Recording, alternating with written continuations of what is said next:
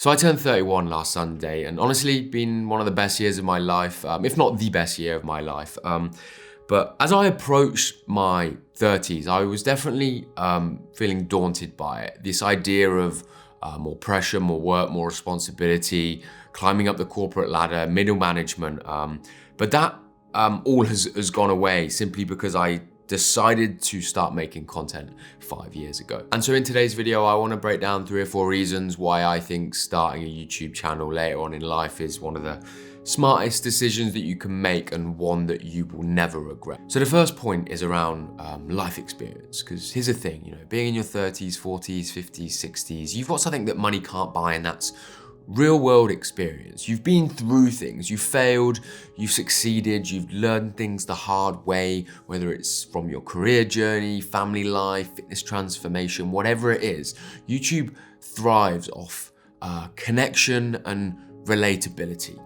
And not taking anything away from people who are young, but as you get older, you get more life experience, you are wiser, you've just got the depth of knowledge that you've got to share is just, it's just there.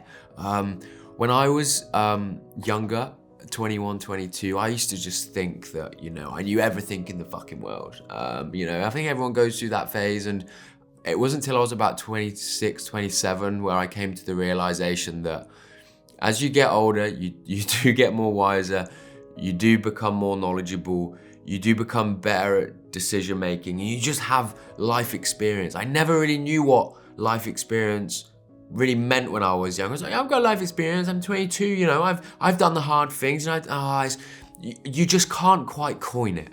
You cannot coin it, and I think that's the main reason why I think people who are older have got a big advantage on YouTube. And it actually just goes back to that point of relatability and, telling stories that kind of about things that other people have been through. And I actually recently purchased this book called Stories Sell by Matthew Dix. This is a great book, highly recommend it for just learning how to get better at writing stories and telling stories. It's got this really nice section on, I think it's called Homework for Life, where you set up a note or a spreadsheet, and every day you just write down things that happened in that day that were maybe significant or impacted you in some way, you emotionally affected you, and you just build this list, and then this is how you start becoming better at finding stories, telling stories. And what that will help kind of bring out, which brings me on to point number 2, which is authenticity. That's what people want on YouTube. And I think that when you get older, you become more comfortable being yourself. I'm not saying this applies to everyone, but you're kind of not trying to chase fitting in or trends. I've certainly found, and I've talked about this in other videos, that as I've gone through my late 20s, I've become much more self-aware and comfortable with who I am, recognizing what I'm good at, what I'm not good at, what my strengths are, what my weaknesses are, what things I need to work on.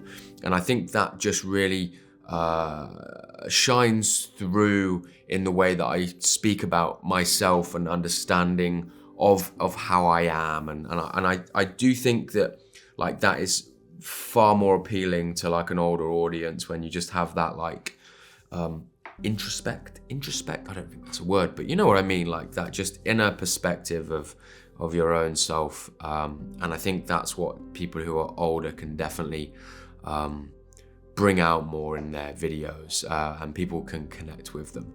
I think the YouTube landscape is shifting towards this slightly. There's this narrative that people are fed up with the over editing, Mr. Beastification style.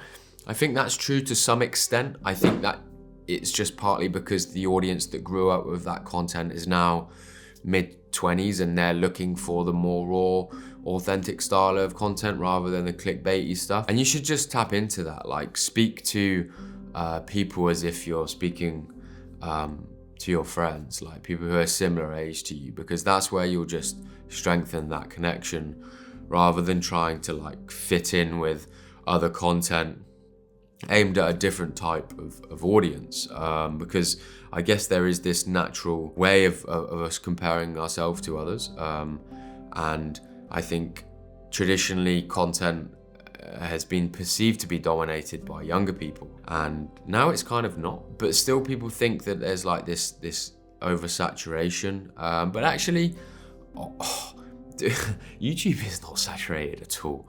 There's still like a massive gap in the market as like more adults are using YouTube and creating content on YouTube for sure. You know, like I know a lot of like the entertainment content does come from younger people, but the education stuff, the education stuff is calling out for just older people with that life experience and wisdom to just teach people. Honestly, I could listen to someone older than me talk all day long without any flashy editing, just because when I listen to them speak, I can just hear like, and by the way that they speak and the way they talk about things, I'm like, wow, this man or woman really knows what they're talking about, you know, and I am happy to just sit and listen and digest everything they've got to say. And I think there's just a lot of other people looking for that as well. But kind of on top of that, you've also got this idea of like personal branding. This is a bit of a buzzword at the moment, especially on LinkedIn. Build your personal brand online. Everyone's trying to build a personal brand online. I guess for opportunities, I guess for fulfillment. Maybe people are bored in their corporate job or bored of just doing this thing they've been doing their whole life that they don't really enjoy. And honestly, like making videos, not everybody enjoys making videos. Not everybody enjoys getting on camera, but I think if you give it enough time and you're patient, you'll get to a point where making videos is fun. Like sharing your passion and just talking about stuff that you like talking about and sharing it with the world. I don't think there's anything better to do personally. Like I find like massive fulfillment in what I do. Just speaking to people, trying to help people, trying to share with people what I know, and kind of like building a legacy for myself. I don't know, because if you imagine just making video, I talk about this a lot, having this like long-term mindset. I spoke to someone that works at YouTube the other day. I went to an event talking about YouTube and she said something to me and it hit me and it kind of resonated with me because it's kind of what I've been preaching anyway. And she was like, Ben, treat YouTube like a 10-year project. Like a 10-year project. Like the most successful YouTubers have been doing it for 10 years plus. 10 years. I think older people have got a much more longer term mindset than younger people. And I think that's also advantage. Like 10 years to me is not that long a time. Some people might say, well, I'm 60 and you know, like 10 years actually, you know, I might not have that much time. I haven't got that much time. I get that as well. I had someone comment saying that before, how, you know, even when I said 5 years, they were like, well, I'm 55, 5 years is, you know, that's just, what if I don't have 5? I mean, I kind of disagree with that. 10 years is still, I don't think, a huge amount of time in the grand scheme of things. And I think, like, if 10 years is all you've got, and you spend 10 years building something that you really enjoy doing, and that's the last 10 years in your life, well then, to me, that seems like it's gonna be fucking worth it. I don't know how long I'm gonna live to, maybe 80, maybe 90 if I'm lucky. So I got another 49 years of me building this thing, which is YouTube, or it might be the next thing and the next thing, but doing what I love, making videos, educating people for nearly 50 years. Fuck me, that sounds amazing. That sounds amazing. Like, I can't even imagine the fulfillment and the life and the skills that I will build just doing something for 50 fucking years. That's so long. And so 10 years seems like nothing. 10 years, everyone's age is different, I get that. But even if we just look at it like 5 years, like just putting 5 years of work into something that you genuinely are passionate about and believe in, like, I just think that you'll start to just be really proud of yourself and not have regrets for not starting. Because I ask people, like, why haven't you started? Like, you're supposed to start last week, last month, last year, 2 years ago. You're just delaying it. Like, and when you start and you get momentum and you get progress, you'll only just wish that you started before. Like, even just little bits of success, it's just so rewarding and fulfilling because you're doing something you don't have to, but you're doing something that you just want to do because you think that, I don't know, it will lead you down a path that will bring you more happiness. But I know, like, the problems that do come with being older is that, you know, you maybe think that you don't have time.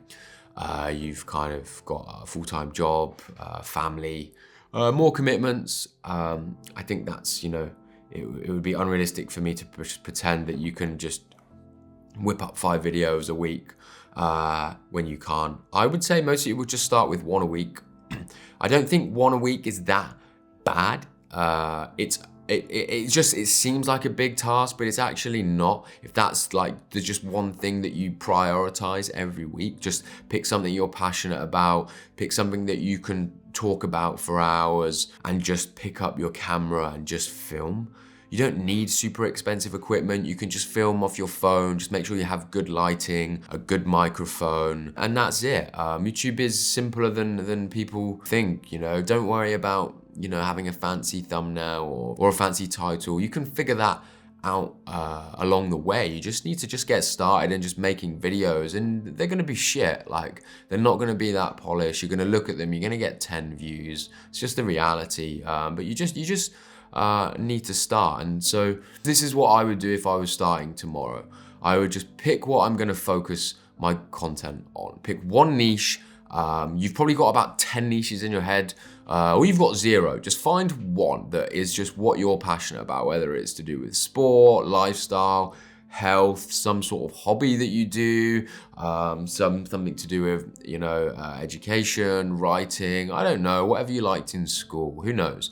And just think, like, what different things could I talk about within this? Write down 10 video ideas, just brain dump them, don't overthink them, and then go back and look at them and think, okay, which are the 3 that stand out to me the most, which I think are gonna be the easiest for me to just pick up the camera and talk, and then just set a schedule.